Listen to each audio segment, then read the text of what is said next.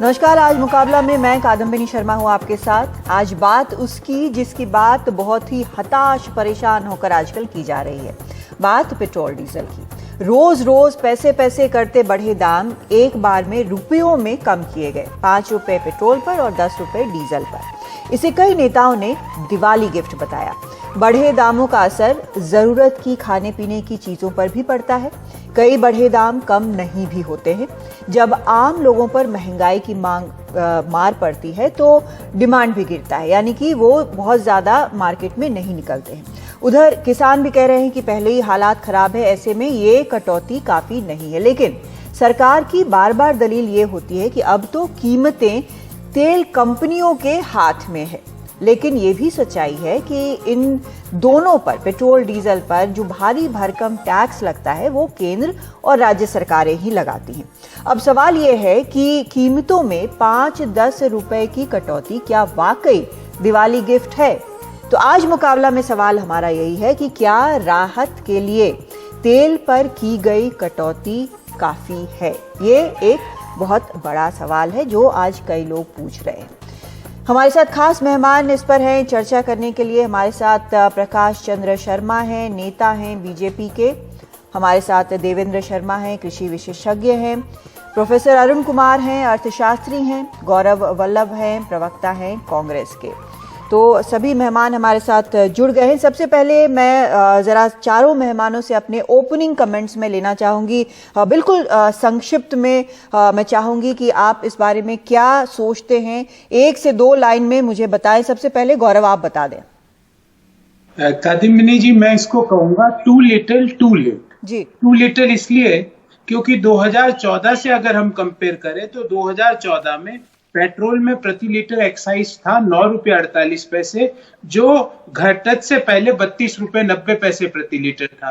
Diesel पे excise duty थी 2014 में 3 रुपये 56 पैसे, जो अभी घटत से पहले 31 रुपये 80 पैसे। अर्थात 2014 की तुलना में पेट्रोल पर केंद्र सरकार एक्साइज ड्यूटी ज्यादा ले रही थी 24 रुपये लगभग, और डीजल पर ज्यादा ले रही थी 28 रुपये।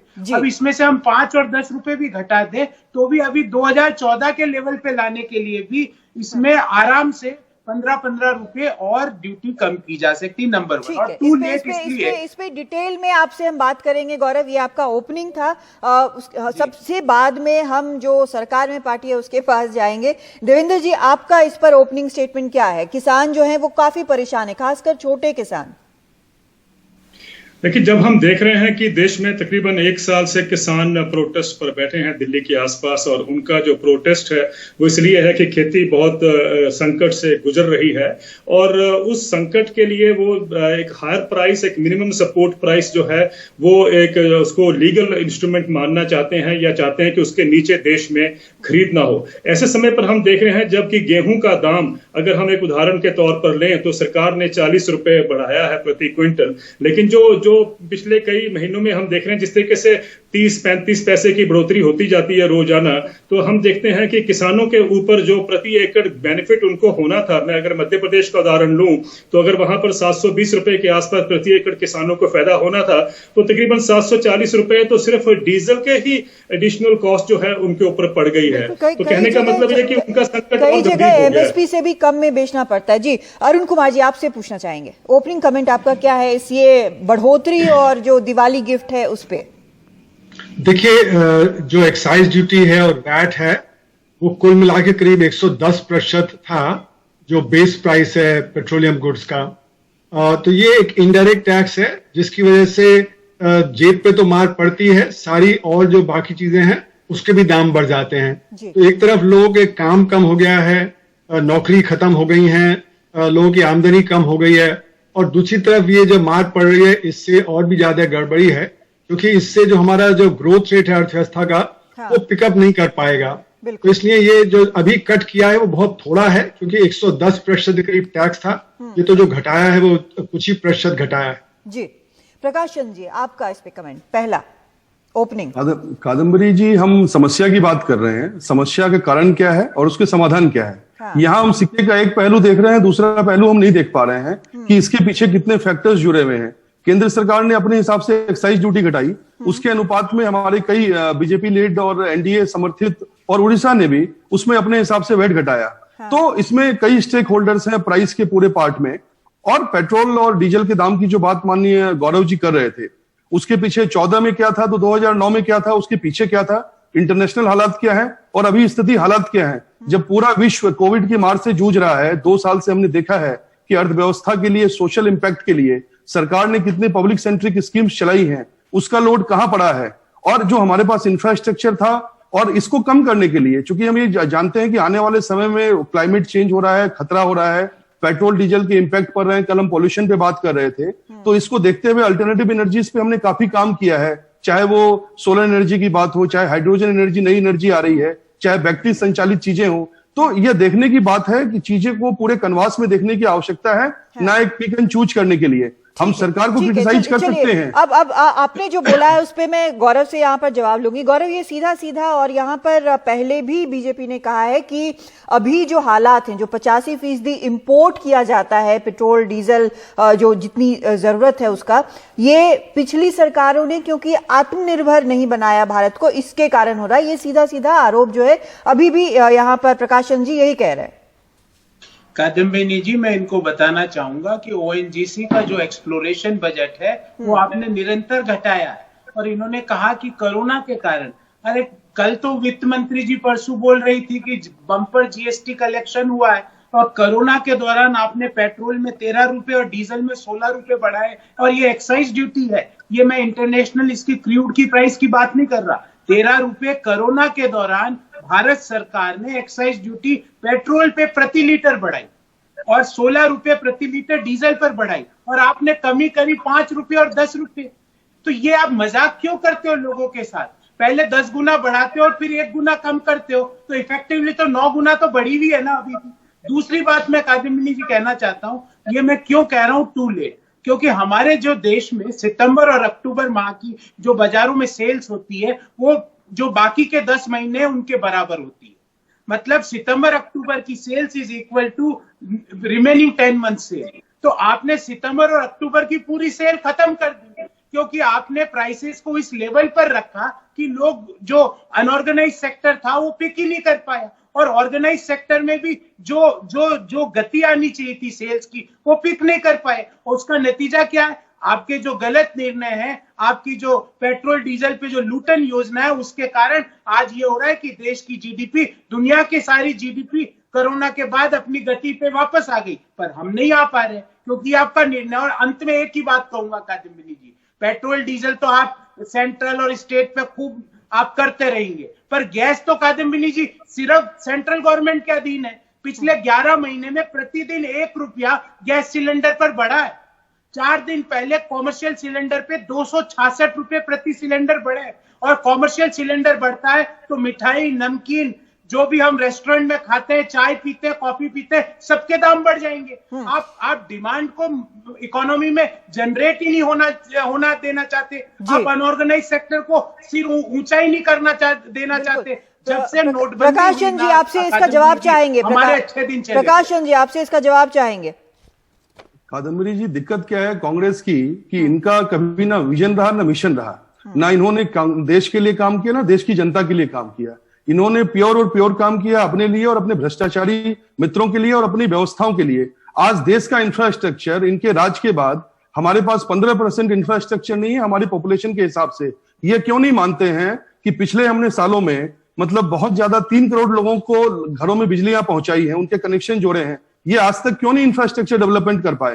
प्रॉब्लम सिर्फ यहाँ पेट्रोल और डीजल की नहीं है, प्रॉब्लम है कि समस्या के पीछे बैकग्राउंड क्या है और भविष्य में किन चिंताओं का हम सामना कर रहे हैं। यहाँ पे एक सवाल ये भी है ना कि कम से कम 7 साल तो आप लोगों को हो गए, तो उसमें क्या हुआ? अगर मान लीजिए कि आप लॉन्ग टर्म सोल्यूशन की बात कर रहे हैं, जैसे जो टैंकेज है उसकी समस्या है, नेचुरल गैस की बात आप लोग करते रहे हैं, आप लोग सोलर की बात करते रहे, लेकिन ये सभी चीजें जो हैं तब भी उस बराबर नहीं हो पाती हैं। जो शॉर्ट टर्म अभी समस्या है, जहां पर एक डिमांड जनरेट करने की बात यहां पर गौरव कह रहे हैं, वो जरूरी है, क्योंकि आपको इकोनॉमिक रिकवरी के लिए हर जगह ये माना जा रहा है कि डिमांड होनी चाहिए। वो इसके कारण पिछड़ रहा है। जो दाम लगातार बढ़ रहे हैं, जो इतने ज्यादा टैक्सेस हैं, उसके कारण ये पिछड़ रहा है। लोग बाहर नहीं निकल रहे खरीदारी करने के लिए। देखिए कादम्बिनी जी, फिर मैं कहना चाहूंगा प्रॉब्लम सिर्फ पेट्रोल और डीजल की नहीं है, खरीदारी की नहीं है। अभी इतनी बड़ी संख्या से हम जूझे हैं, जो वेव आई दूसरी, इतना बड़ा संकट था, वैक्सीनेशन ड्राइव है, आज लोगों को फ्री राशन हम बांट रहे हैं इतनी बड़ी संख्या में, तकरीबन 80 करोड़ लोगों को फ्री राशन जा रहा है, इतने सालों से जा रहा है। तो सवाल यह है कि चीजों को ओवरऑल व्यवस्था में देखने की जरूरत है। हम सिर्फ बात करते हैं एक पर्टिकुलर क्लास की, जो बिल्कुल पिछड़ा क्लास है, जो अंत्योदय है, अंतिम व्यक्ति तक लाभ देना है। जब तक हम उसको स्ट्रेंथन नहीं करेंगे, जब तक उसको हम देश के मुख्य धारा में नहीं लेके आएंगे, ये सारा प्रोग्राम है, ये जो सारा प्रोग्राम है, क्या ये फ्यूल पर टैक्स के जरिए ही आ रहा है? नहीं, बिल्कुल नहीं आ रहा कादम्बरी जी। देखिए, बात आपने कही अभी अल्टरनेटिव एनर्जी की। अल्टरनेटिव एनर्जी में हमने काफी ज्यादा काम किया है। सोलर एनर्जी में इंटरनेशनल सोलर अलायंस चला रहे हैं, और पिछले सालों में आप देखें कि पिछले 7 सालों में सोलर एनर्जी का प्रोडक्शन कितना हमने बढ़ाया है। देखिए, उसके अलावा नेचुरल गैस प्लांट, काफी कुछ बढ़ा है। लेकिन प्रकाशन जी, जो सबसे बड़ा फैक्टर है वो ये है कि आज आम आदमी के पास क्या है। मैं अरुण कुमार जी के पास जाना चाहूंगी। अरुण जी, यहाँ पर प्रकाशन जी जो हैं वो कह रहे हैं कि इतना सारा काम सरकार कर रही है, कोरोना के टाइम में काफी गरीबों के लिए योजनाएं चलाई जा रही हैं, और कई ऐसी चीजें हैं, वैक्सीन की बात है। क्या ये ही एक तरीका है, या इसके अलावा भी कोई तरीका है जहां पर जो कार्यक्रम है वो चलते रहे, लेकिन ये जो बहुत ज्यादा टैक्स है, हमारे टैक्सेस जो हैं फ्यूल पे, वो दुनिया के सबसे ज्यादा में माने जाते हैं। तो क्या सिर्फ यही एक तरीका है, या और भी ऑप्शंस हैं सरकार के पास? देखिए, कहाँ पे टैक्स आपको लेना है और कहाँ खर्च करना है, वो सरकार की प्रायोरिटी डिटरमिन करता है जी। अगर प्रायोरिटी होगी तो हम उस चीज पे पैसा खर्च करेंगे, चाहे वो वैक्सीनेशन हो, चाहे सोशल सेक्टर का हो, चाहे कृषि हो, चाहे जो पब्लिक इन्वेस्टमेंट हो। और अगर हमारी प्रायोरिटी नहीं होगी तो हम कहेंगे कि उसके लिए पैसा कम है। तो पैसा जो आता है सरकार के बजट में, वो डायरेक्ट टैक्स से भी आता है, इनडायरेक्ट टैक्स से भी आता है। अब सवाल ये कि जब डायरेक्ट टैक्स का कलेक्शन इस साल इतना बॉइंट है, तो हमें इनडायरेक्ट टैक्स बढ़ाने की जरूरत ही नहीं थी। तो हमें ये जब मतलब पेट्रोल डीजल पे और जो गैस पे जो इतना टैक्स लगा के हमने दाम बढ़ा दिया है, तो वो करने की जरूरत नहीं थी। हम डायरेक्ट टैक्सेस से और भी पैसा इकट्ठा कर सकते हैं, क्योंकि इधर स्टॉक मार्केट बहुत ही तेजी पे है, वहां पे लोगों ने खरबों रुपया कमा लिया है। हमारे यहाँ जो बिलियनर्स है वो और ज्यादा बड़े बड़े बिलियनर्स बनते चले जा रहे हैं, कितना सारा पैसा वहां से उठाया जा रहा है। तो अगर हम प्रायोरिटी के आधार पे करेंगे तो डायरेक्ट टैक्स से उठाएं, ना कि इनडायरेक्ट टैक्स से। इनडायरेक्ट टैक्स इन्फ्लेशनरी भी होता है और उससे डिमांड भी कम होती है। खासकर आज की सिचुएशन में जहां पे ये असंगठित क्षेत्र बड़ी बुरी तरह पिट गया है, उनकी आमदनी कम हो गई है, वहां पे डिमांड कम हो रही है, वहां पे क्राइसिस है, वहां पे अगर आप देखें तो सुसाइड भी इस समय बढ़ गए हैं। तो कुल मिला के स्थिति यह है कि सरकार की प्रायोरिटी होनी चाहिए कि डायरेक्ट टैक्स से पैसा उठाए, और वो फिर जो जरूरी चीजें हैं जैसे वैक्सीनेशन है, शिक्षा है, स्वास्थ्य है, पे खर्च किया जाए, वो ज्यादा जो है इक्विटेबल होगा। अभी जो सिस्टम है वो बड़ा इनइक्विटेबल है, वहां पे उससे जो गरीब आदमी है उस पर बोझ पड़ रहा है और बेनिफिट जा रहा है अमीर आदमी की, जहां पे स्टॉक मार्केट वगैरह से उनको बहुत बेनिफिट मिल रहा है। ये बहुत ही इनइक्विटेबल है जी। यहाँ पे मैं देवेंद्र जी आपके पास आना चाहूंगी। एक डिस्कनेक्ट सा लोगों को भी फील होता है कि भाई किसान अगर कह रहे हैं कि उनको ये नहीं मिल रहा है या और घटना चाहिए, तो उससे हमको क्या लेना देना है, ये एक फैक्टर है। तो ये किस तरह से एक आम आदमी से कनेक्ट होता है कि जब प्राइसेस इस तरह से बढ़ते हैं, खासकर डीजल का, तो किस तरह से किसानों के जरिए होके एक कॉमन आदमी पर कैसे असर पड़ता है, आप हमारे दर्शकों को बता दें। देखिए, इसमें 2 बातें समझने की हैं कादम्बरी जी। एक तो ये है कि भाई जो अर्थव्यवस्था पे असर पड़ता है वो तो जैसा प्रोफेसर साहब ने कहा, I completely agree with him कि हमने डायरेक्ट टैक्सेस जो है वो कम कर दिए हैं और इनडायरेक्ट टैक्सेस पे सारा बोझ पड़ रहा है, ये तो बात स्पष्ट है। लेकिन उसमें से अधिकतर बोझ जो है वो किसान के या मजदूर के ऊपर बढ़ रहा है, जो कि हम पहले बात कर रहे थे कि डिमांड अगर जनरेट होनी है तो वो उनके पास अगर पैसा ज्यादा आएगा तब जाके डिमांड जनरेट होगी, जो रूरल डिमांड की हम बात कर रहे हैं। और इत्तेफाक से देखिए कि जो उनकी इनकम है या जो उनके ऊपर कर्जा खड़ा है, दोनों को अगर हम कंपेयर करते हैं तो हमें स्पष्ट नजर आता है कि इनकम तो किसान की खेती से निकल ही नहीं रही है। अब पार्लियामेंट में मार्च में एक जवाब में कहा गया कि किसानों के ऊपर 17 लाख करोड़ रुपए का कर्जा खड़ा है, और साथ में यह भी कहा कि हमारी कोई मंशा नहीं है कि हम इसको माफ करेंगे। अगर 17 लाख करोड़ रुपए कर्जा खड़ा है और अगर दाम बढ़ते हैं पेट्रोल के और डीजल के, और उसके करके डायरेक्टली इनडायरेक्टली किसान के ऊपर बोझ और बढ़ता है, उसकी आमदनी कम होती है, तो आप देखें कि ये संकट जो है और बल्कि गहराता जाएगा, ना कि उसको हम एड्रेस कर पा रहे हैं। तो जहां हमें अप्रोच करना चाहिए उसको एड्रेस करने के लिए, वो शायद इसलिए उसके साथ आप देखते हैं जो रिफ्लेक्शन है सुसाइड्स के नंबर की, वो सुसाइड भी बढ़ती जा रही हैं ओवर द पीरियड। हालांकि इस बार जो एनसीआरबी का नेशनल क्राइम रिकॉर्ड ब्यूरो का डाटा आया है उसको भी कोशिश होती है कि छुपाया जाए। अब मैं आपको एक इंटरेस्टिंग स्टडी आपके सामने रखना चाहता हूं कि एनसीआरबी का डाटा 2014 से 2018 के लिए अगर हम पंजाब को देखते हैं तो एक बड़ी अच्छी स्टडी आई है प्रोफेसर सुखपाल की लुधियाना से। वो ये कहते हैं कि 2014 से लेकर 2018 के बीच में एनसीआरबी ने कहा कि 1082 आत्महत्याएं हुई हैं पंजाब में किसानों और किसान मजदूरों की, जबकि यूनिवर्सिटी का अपना एक आंकलन कह रहा है कि 6 जिलों में, मात्र 6 जिलों में इन 4 सालों में 3740 सुसाइड्स हुई हैं। तो ये जो हमारे सामने चित्रण पेश किया जाता है सुसाइड्स का, वो भी इस तरीके से आजकल दिखाया जाता है कि जैसे कि किसानों के ऊपर संकट जो है वो कम होता जा रहा है शायद, लेकिन रियलिटीज को छुपाने से मुझे नहीं लगता कि जो क्राइसिस है वो हमारे उसमें एड्रेस हो पाएगा। एक बात। दूसरी बात, आपने कहा था कि किसानों की जो मिनिमम सपोर्ट प्राइस है, ये हम सब जानते हैं कि सारे देश में अगर देखें तो सिर्फ 6% किसानों को एमएसपी मिलता है, जो शांता कुमार कमेटी ने कहा था। 94% किसान जो है वो तो मार्केट के हवाले हैं। अगर उनको अच्छा दाम मिलता होता तो ये 17 लाख करोड़ रुपए का जो कर्जा खड़ा है किसानों के ऊपर, वो क्यों होता?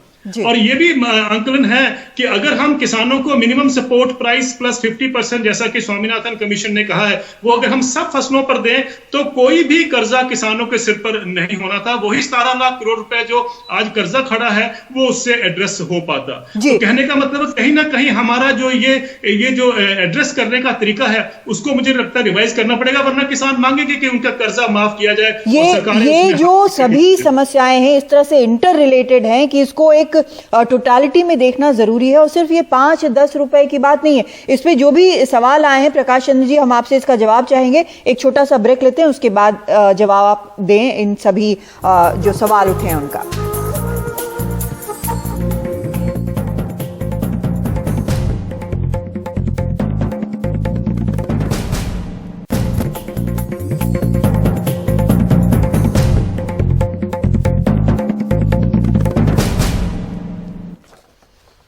तो ब्रेक पर जाने के पहले हमारे जो पैनलिस्ट हैं उन्होंने क्या कुछ कहा है एक बार आपको हम वो बता देते हैं। देवेंद्र शर्मा जी ने साफ कहा है कि किसानों पर बुरी तरह मार पड़ रही है बढ़े हुए डीजल पेट्रोल के दामों की। अरुण कुमार जी कह रहे हैं कि डायरेक्ट टैक्स से काफी कमाई हुई है, इसलिए बाकी चीजें जो करने वाली हैं, चाहे वैक्सीन का मसला हो या गरीब कल्याण का मसला हो, वो उससे हैंडल हो जाता, लेकिन तब भी जो कीमतें हैं वो कम नहीं की गई। गौरव वल्लभ बिल्कुल साफ तौर पर कह रहे हैं कि 5 और 10 रुपए की कटौती बिल्कुल काफी नहीं है। प्रकाश चंद्र जी, एक आरोप यह भी लगता रहा है कि जो भी ये इस तरह की कटौती या राहत थोड़ी बहुत भी होती है वो सिर्फ और सिर्फ चुनाव को या चुनाव नतीजों को देखकर होती है। आपका जवाब इन पर? कादम्बिनी जी, आपने नहीं बताया मैंने क्या कहा, समस्या के कारण क्या है, उसका समाधान क्या है। देखिए, जो भी पैनलिस्ट कह रहे हैं मैं सबकी बातों से इत्तेफाक रखता हूं, बट मैं ये भी कहना चाहता हूं कि समस्या को काफी सतही तौर पे देख रहे हैं, उसके जड़ में जाने की ना ये कोशिश कर रहे हैं ना इनके पास कोई उसका समाधान है। जो प्रोफेसर साहब कह रहे हैं उनका अपना कहना बिल्कुल सही है, क्योंकि वो पिक एंड चूज पॉलिसी के हिसाब से कह रहे हैं। देश में संविधान है, देश में कानून है, देश पार्टी के हिसाब से चलता है, लेकिन पार्टी कानून और संविधान के हिसाब से चलती है। तो इनका यह कहना संविधान पे ही प्रश्न चिन्ह खड़ा करता है। देवेंद्र जी जो बात कर रहे हैं, हम ये क्यों भूल जाते हैं, मैं आपको एक आंकड़ा देता हूं कि हमारे यहाँ बांग्लादेश में और चाइना में अगर राइस की मैं बात करूं पर टन पर, मतलब टन पर हेक्टेयर के हिसाब से, तो हमारे यहाँ उसकी उपज 2.66 टन है पर हेक्टेयर के हिसाब से। बांग्लादेश में 3.31 है और चाइना में 5.37 है। अगर मैं गेहूं की बात करूं तो हम जो है पर हेक्टेयर पे 3.37 हेक्टेयर टन प्रोड्यूस करते हैं, चाइना में 5.42 है। तो हम क्यों नहीं प्रोडक्शन को बढ़ाने की कोशिश कर रहे हैं? अगर सरकार बढ़ा रही है सिर्फ एक फैक्टर देख के कि कॉस्ट है, सरकार पे डिपेंडेंसी हम क्यों करना चाहते हैं? हम क्यों नहीं देखते हैं कि हम समस्या के जड़ में पहुंच के इसको हमेशा के लिए हम खत्म करें? उसके लिए सबको साथ आने की आवश्यकता है। क्रिटिसाइज करके समस्या के जड़ तक हम नहीं पहुंच सकते। देश में संविधान लागू है, कानून लागू है और ये लोकतांत्रिक व्यवस्था है। हम तो यहाँ बैठ के लोकतंत्र को ही गाली दे रहे हैं। देश के सबसे बड़ा लोकतंत्र, विश्व का सबसे बड़ा लोकतंत्र, जिसको पूरी दुनिया आज अप्रेज कर रही है एज ए इंडियन, पूरी दुनिया में आप जब जा रहे हैं तो आप प्राउड महसूस कर रहे हैं। हम लोकतंत्र को गाली नहीं दे रहे हैं, हम लोकतंत्र में जो हमारा देश है, हमारी समस्याएं हैं, लोग उसको आपको बता रहे हैं। यहाँ पर इसका जवाब हम चाहेंगे, जो ये बहुत सारे डेटा इन्होंने बताए हैं देवेंद्र जी, उसका अगर शॉर्ट में आप जवाब दे पाए, क्योंकि किसान जो है, अगर छोटा किसान है, कैसे पार पाए इन सब चीजों से। देखिए, ये बहुत इंटरेस्टिंग है, क्योंकि ये जो बात ये कही गई है, ये कई सालों से मैं ये सुनता आ रहा हूं कि हमारे देश में पैदावार कम है, हमें पैदावार बढ़ाने की जरूरत है। एक बात तो आप ये सुनते हैं, दूसरी तरफ हमें ये कहा जाता है कि साहब इतना सरप्लस है देश के पास, आप पैदा मत करिए। अब पहले तो ये सोच लीजिए कि किसान पैदा करे कि ना करे, या ज्यादा पैदा करे तो कहां रखने की जगह आपके पास है। एक बात ये कर दूं। दूसरी बात, आपने चाइना के जो डाटा दिया है कि 5.5 टन प्रति हेक्टेयर आपने बताया है राइस का, मैं आपको पंजाब का डाटा देता हूं कि पंजाब में 5 टन तो गेहूं का जो है प्रोडक्टिविटी है, और जो पैडी की प्रोडक्टिविटी है वो 6 टन से ज्यादा है। क्या कारण है कि इतनी हाई प्रोडक्टिविटी, जो कि दुनिया के टॉप 2 या 3 कंट्रीज में आता है, पंजाब का अगर मुकाबला करें तो Punjab is become a hotbed of farmer suicides. मैंने आपको बताया कि 3 यूनिवर्सिटीज में गौरव से अब मैं, गौरव कुछ कहना चाह रहे हैं जी, गौरव वल्लभ जी कादम्बिनी जी, सबसे पहले तो मैं, जो शर्मा जी है, प्रकाश चंद्र शर्मा जी एक किसान हमारे देश में प्रतिदिन 27 रुपए कमाता है, और अडानी जी प्रतिदिन 1002 करोड़ रुपए कमाते हैं। और जब पेट्रोल डीजल के दाम बढ़ते हैं तो दोनों के लिए भाव बराबर होते हैं। बीच मत बोलिए, बीच में मत बोलिए, बीच में मत बोलिए, शांति से सुनिए। 27 रुपए हिंदुस्तान में हमारा अन्नदाता प्रतिदिन कमाता है, और प्रधानमंत्री जी के जो अरबपति मित्र हैं वो 1002 करोड़ रुपए प्रतिदिन कमाते हैं। और जब पेट्रोल डीजल के दाम बढ़ते हैं शर्मा जी, तो वो सबके लिए बढ़ते हैं। It is called as regressive. उसका नतीजा क्या हुआ? डीजल का सबसे बड़ा कंज्यूमर कौन है? हमारे देश का अन्नदाता। उसकी पिछले 7 साल में प्रति हेक्टेयर लागत 25,000 रुपए से बढ़ गई। आपने एमएसपी बढ़ाई 40 पैसे प्रति किलो। क्या ये जायज है? पेट्रोल का सबसे बड़ा कंज्यूमर कौन है? मध्यम आय वर्गीय लोग, जो अपने ऑफिस से घर, घर से ऑफिस जाने के लिए पेट्रोल का प्रयोग करते हैं। कोरोना काल में उनकी नौकरियां गई है, बेरोजगारी की दर अभी 7.5% है देश में, मैसिव सैलरी कट हुए हैं, जिनकी नौकरी बच गई उनको 6-6 महीने से सैलरी नहीं मिल रही, और उस दौरान आप 5 रुपए का झुंझुना दे रहे हो। हम मांग करते हैं आपसे कि 2014 के लेवल पे एक्साइज ड्यूटी ले आइए, उससे पेट्रोल में 23 रुपए की कमी होगी, 23 रुपए 42 पैसे प्रिसाइसली, और डीजल में होगी 28 रुपए 24 पैसे प्रति लीटर की कमी। मैं आपको विश्वास दिलाता हूं, हिंदुस्तान के लोगों में इतना सामर्थ्य और ताकत है, इतनी एंटरप्रीनियरशिप है कि वो डिमांड इतनी जनरेट कर देंगे कि आपको यहां से नुकसान भी नहीं होगा। पर आपके नीति निर्धारक कौन है, मुझे समझ में नहीं आता। वित्त मंत्री जी के लिए जल्दी से मैं अरुण कुमार जी से जल्दी से उनका जवाब लेना चाहती हूँ। अरुण कुमार जी, जो आपने कहा डायरेक्ट इनडायरेक्ट टैक्स की बात, और जो पेट्रोल डीजल की बढ़ी कीमतों के बारे में कहा, क्या ये पूरी तरह से डेटा पे बेस्ड है? और जैसा प्रकाश जी यहाँ पर कह रहे हैं कि पिक एंड चूज आप कर रहे हैं, क्या ये डेटा जो है वो किसी प्रकार से ऐसा किया जा सकता है जहां पर सरकार के पास भी सरप्लस रहे, लोगों के लिए काम कर सके और लोगों पर इस तरह का बोझ ना पड़े? देखिए, सबसे पहली बात कि जो टैक्स होता है वो संवैधानिक मसला होता है, तो चाहे वो डायरेक्ट टैक्स हो चाहे इनडायरेक्ट टैक्स हो, और अगर उसका हम रेशियो बदलने की बात करें तो असंवैधानिक बात नहीं हो जाती है। दूसरी बात यह कि हमारे देश में जो डायरेक्ट टैक्सेस हैं वो बहुत कम है, क्योंकि जैसे प्रधानमंत्री जी ने कहा 1.5 करोड़ लोग हैं जो इफेक्टिव डायरेक्ट टैक्स पे करते हैं, तो जो अनुपात है जीडीपी का वो करीब 6% के करीब है, और जो इनडायरेक्ट टैक्स वो 11% है। तो जैसे गौरव वल्लभ जी ने कहा कि इनडायरेक्ट टैक्स रिग्रेसिव होता है, तो वो जो गरीब आदमी है उसके ऊपर उसकी मार ज्यादा पड़ती है। अमीर आदमी का तो कंजम्पशन, उसकी जो तनख्वाह होती है उसका 1-2% ही होता है, तो इसलिए उसके ऊपर तो इनडायरेक्ट टैक्स का ज्यादा असर पड़ता नहीं है। तो इसलिए हमारे देश में जो डायरेक्ट टैक्स है उसको बढ़ाना चाहिए। वो 5.5% से अगर 7-8% भी हो जाए और इनडायरेक्ट टैक्स कम कर दिया जाए, तो यहाँ पेट्रोल डीजल के दाम बढ़ाने की जरूरत ही नहीं पड़ेगी। जी, और जो एक ब्रेक लेना है सर, जरूरी, बहुत जरूरी है एक ब्रेक लेना। ब्रेक के बाद हम लौटते हैं और जवाब हम लेंगे प्रकाश चंद्र शर्मा जी से।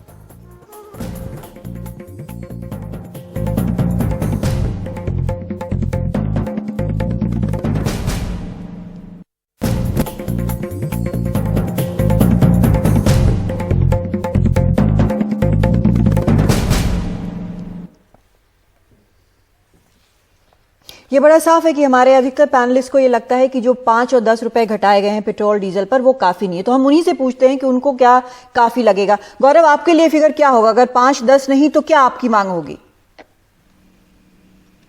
कादम्बिनी जी, मैं कहूंगा कम से कम 2014 के लेवल पे प्रति लीटर ले आइए। अगर वहां लाना है तो पेट्रोल में 23 रुपए 42 पैसे प्रति लीटर की कमी हो सकती है और डीजल में 28 रुपए 24 पैसे। ध्यान रहे, स्टेट के जो वैट है वो इसके साथ एड वैलोरम की तरह जुड़े हुए हैं, तो यहाँ पे अगर केंद्र सरकार एक्साइज ड्यूटी कम करेगी तो स्टेट के वैट ऑटोमेटिकली और कम होंगे और इससे इकोनॉमी में डिमांड का सृजन होगा और नई डिमांड से नए रोजगार का सृजन। ठीक है, देवेंद्र जी।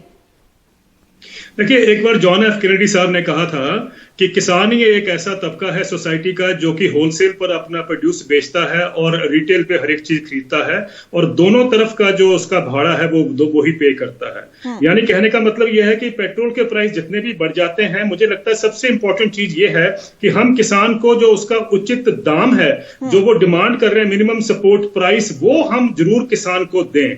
23 फसलों पर जिसपे एमएसपी अनाउंस होता है, अगर हम उसके नीचे जो ट्रेड होती है एमएसपी के नीचे वो हम बंद कर दें और ये अश्योर करें कि उसके ऊपर ही खरीद होगी, मुझे लगता है कि चाहे पेट्रोल प्राइस उसमें इन्वॉल्व हो बढ़ेगा, वो अपने आप उसमें इनकॉर्पोरेट हो जाएगा, लेकिन वो हमें करना बहुत जरूरी है। जी, अरुण कुमार जी। देखिए, सबसे बड़ी बात यह है कि जब इनडायरेक्ट टैक्स लगता है, तो जैसे जीएसटी में हमने गेहूं पे जीएसटी नहीं लगाया, तो जब ट्रांसपोर्ट का दाम बढ़ता है, सारी चीजें अगर एक तरफ सर छोड़ दें और सिर्फ अगर हम पेट्रोल डीजल में कटौती की बात करें तो आपके हिसाब से आइडियल कटौती क्या होनी चाहिए? मेरे हिसाब से तो इस पे टैक्स लगाना ही नहीं चाहिए। अच्छा। क्योंकि ये तो इनडायरेक्ट टैक्स है। जो अगर हमको 3 लाख करोड़ चाहिए वो डायरेक्ट टैक्स से कलेक्ट कर लेंगे तो यहाँ पे लगाने की जरूरत नहीं पड़ेगी। और जब ये सस्ता होगा तो बाकी सारी चीजें भी सस्ती होंगी। तो जैसे मैंने बताया कि अभी गेहूं पे तो जीएसटी नहीं है, लेकिन जब डीजल का दाम बढ़ता है तो जीएसटी वो उस पे दाम बढ़ जाता है क्योंकि उसका ट्रांसपोर्ट है, उसका डीजल है वगैरह। दूसरी बात यह कि जो गरीब आदमी है उसके वैसे ही जो मेडिकल एक्सपेंसेस बढ़ गए हैं, उसका जो एजुकेशन का एक्सपेंस बढ़ गया है, तो इस समय हमें ये ध्यान देना पड़ेगा कि सोशल सेक्टर में और कैसे मदद पहुंचाई जाए, तो वहां पे भी डायरेक्ट टैक्स से मदद पहुंचाई जाए। तो इनडायरेक्ट टैक्सेस काटना बहुत जरूरी है। जी, प्रकाश चंद्र जी, अब आप बताएं, सबकी बातें आपने सुन ली, सरकार के लिए क्या संभव है, कितना ज्यादा कुछ कर पाना, एक प्रैक्टिकल सोल्यूशन अगर आप बता सके इन सब मांगों का। देखिए कादम्बिनी जी, बात निकलेगी तो दूर तक जाएगी।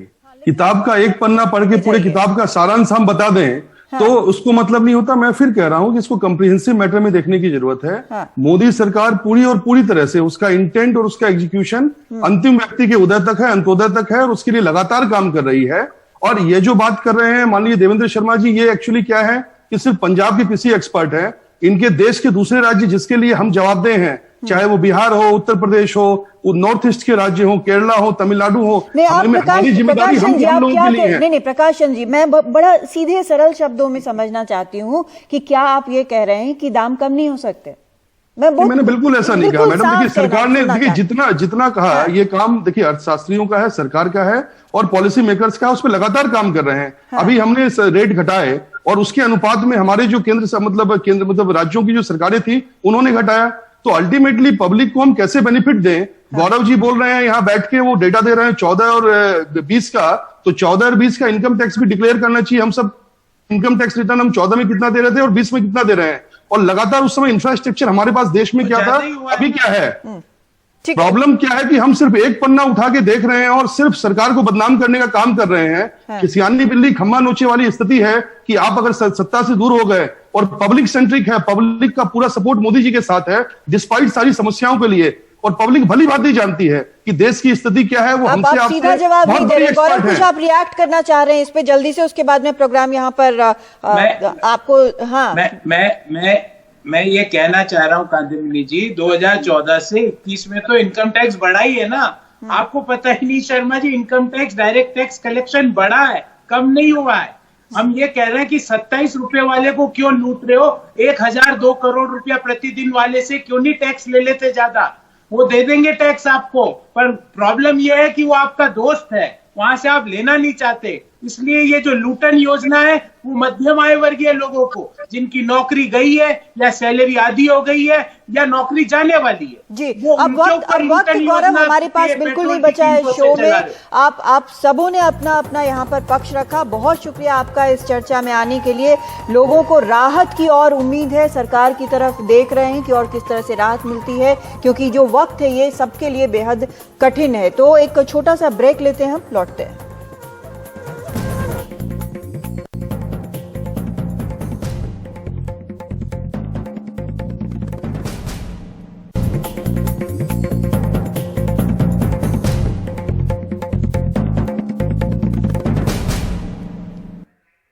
जब हम देख रहे हैं कि देश में तकरीबन 1 साल से किसान प्रोटेस्ट पर बैठे हैं दिल्ली के आसपास, और उनका जो प्रोटेस्ट है वो इसलिए है कि खेती बहुत संकट से गुजर रही है, और उस संकट के लिए वो एक हायर प्राइस, एक मिनिमम सपोर्ट प्राइस जो है वो एक उसको लीगल इंस्ट्रूमेंट मानना चाहते हैं, या चाहते हैं कि उसके नीचे देश में खरीद ना हो। ऐसे समय पर हम देख रहे हैं जबकि गेहूं का दाम अगर हम एक उदाहरण के तौर पर लें तो सरकार ने 40 रुपए बढ़ाया है प्रति क्विंटल, लेकिन जो पिछले कई महीनों में हम देख रहे हैं जिस तरीके से 30-35 पैसे की बढ़ोतरी होती जाती है रोजाना, तो हम देखते हैं कि किसानों के ऊपर जो प्रति एकड़ बेनिफिट उनको होना था, मैं अगर मध्य प्रदेश का उदाहरण लूं तो अगर वहां पर 720 रुपए के आसपास प्रति एकड़ किसानों को फायदा होना था, तो तकरीबन 740 रुपए तो सिर्फ डीजल के ही एडिशनल कॉस्ट जो है उनके ऊपर पड़ गई है।